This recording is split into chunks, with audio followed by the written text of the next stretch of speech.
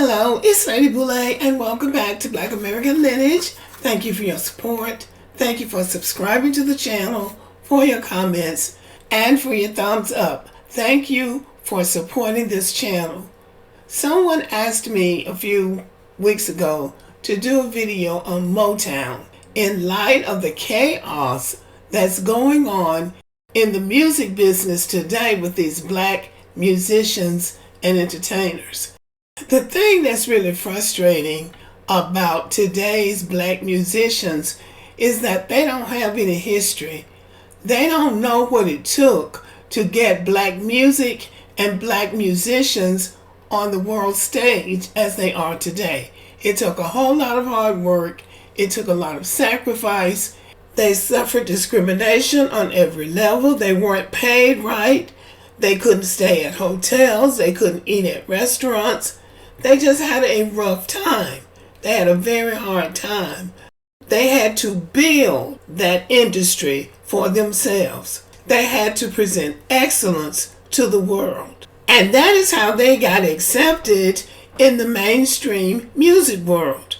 They made very good music, and they presented themselves as above average in appearance, in movement, in vocals, in style, in everything. They had to prove themselves to be better than everybody else. And now these musicians act like they're trying to be worse than everybody else. These entertainers behave as if they always had it so good, that they always had hit records, that they could always go on television or be at award shows. They could not. And the rumors and scandals that are surrounding this guy, Sean Combs, P. Diddy, they're just outlandish.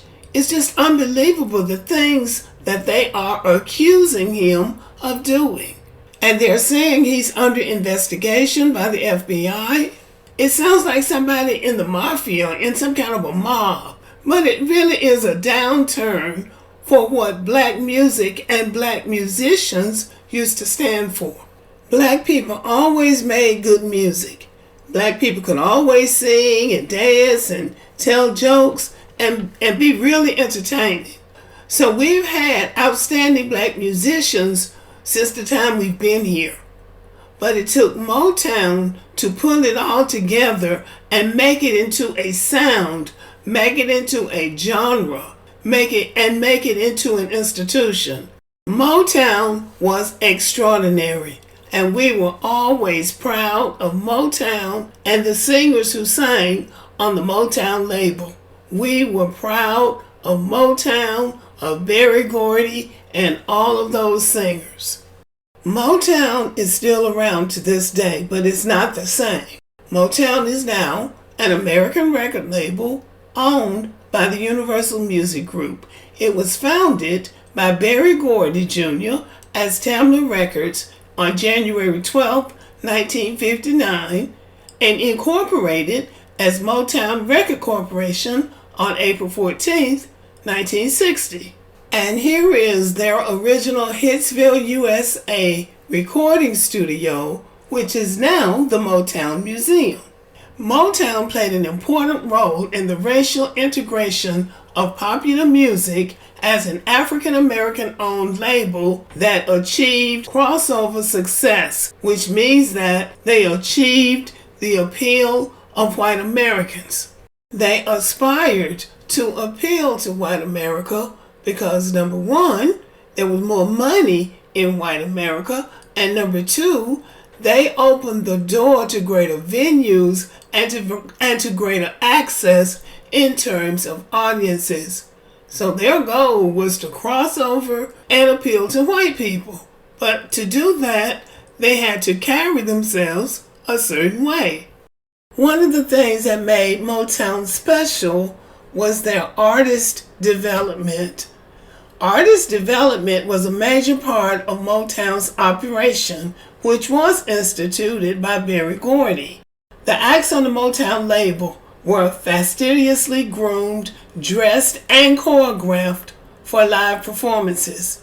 Motown artists were advised that their breakthrough into the white popular music market made them ambassadors for other African American artists seeking broad market acceptance, and that they should think, act, walk, and talk like royalty so as to alter the less than dignified image commonly held of black musicians by white Americans in that era. Given that many of the talented young artists had been raised in housing projects and lacked the necessary social and dress experience, this Motown department was not only necessary, it created an elegant style of presentation long associated with the label.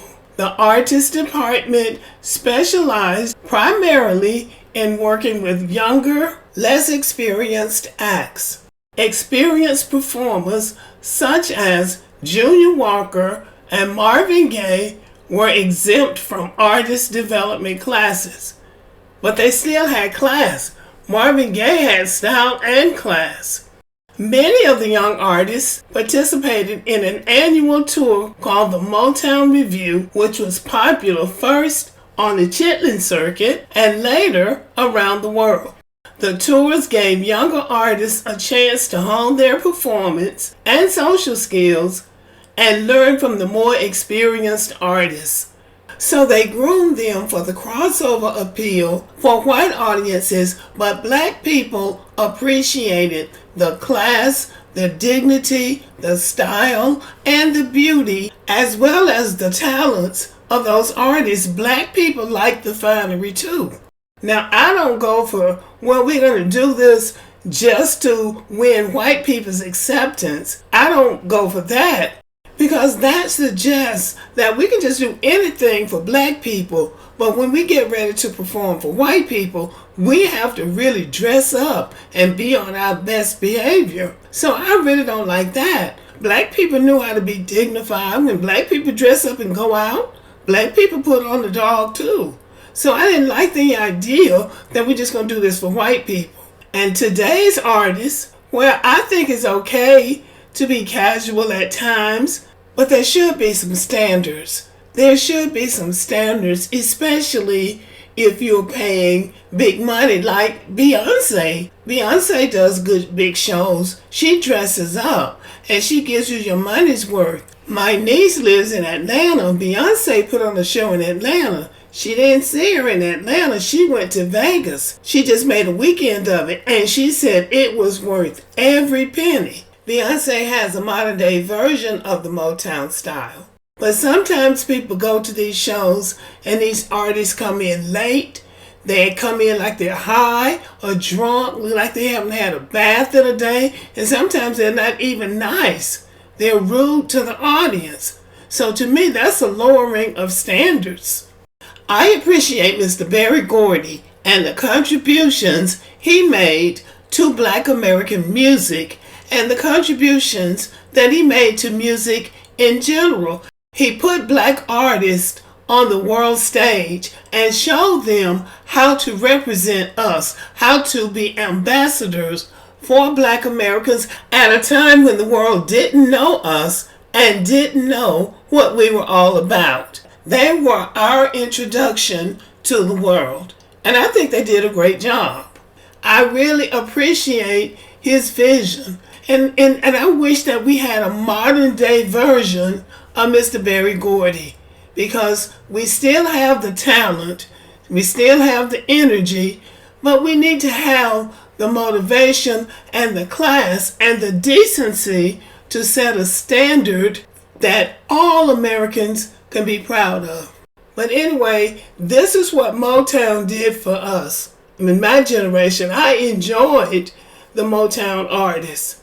And the Chris Browns, the Lil Waynes, and the P. Diddy's of the world need to understand they have a standard to uphold. Everything that they do, contrary to what's been done in the past, is detrimental to the image of Black American people. Their talent is not so great that they can behave in a respectable manner. We really should have a code of honor, and there should be consequences for people who don't respect that code. Now that's what I think. But what say you? Let me know what you think. Subscribe to the channel, give me a thumbs up, leave a comment, share the video, and as always, have a great day.